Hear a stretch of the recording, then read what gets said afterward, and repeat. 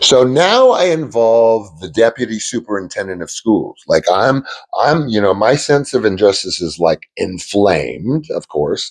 And so I get this lovely lady, doctor, PhD involved, who is the deputy superintendent and specializes in diversity. So she is completely pissed off about this situation. And, she's an LGBTQ community member. She has adopted children of a different ethnicity, so she can fully wrap her mind around this situation, and she sees my son. You know what I mean? She just doesn't hear the story and act on it. It resonates, as you can imagine, for her. So guess what? She makes a surprise visit to my son's high school, and the atmosphere at the high school changed in nanoseconds. First of all, upon this surprise visit, this lovely deputy told the principal to depart her own office so she could decide how to evaluate the situation. So not only does the principal depart her own office upon her or the deputy's orders, but now they're being offered refreshments, coffee, soda, like she's suddenly now a flight attendant.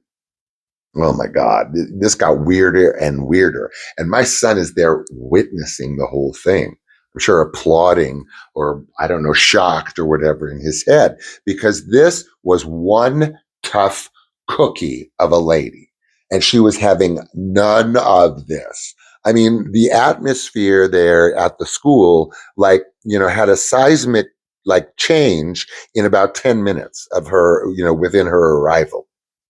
So she's in the principal's office, having instructed her to leave. My son and her are sipping their refreshments, but this deputy is making very precise evaluations of maybe the English teacher, for example, that at that point wouldn't accept his work because she copped such a tude. Her daughter was also one of her students, whatever. But eventually this principal person was reassigned to head up a library. Quite a fall from grace, depending on how you look at it. So suffice to say that our relationship, my son and I, with this lovely deputy superintendent of schools expanded beyond the norm or of what you might expect.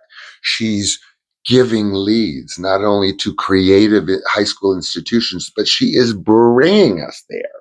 And her involvement in this whole scenario, let's just say I will never forget, and I will never forget her. I've made calls to her since, finding out how she's doing. But needless to say, like I said, I will never forget this woman.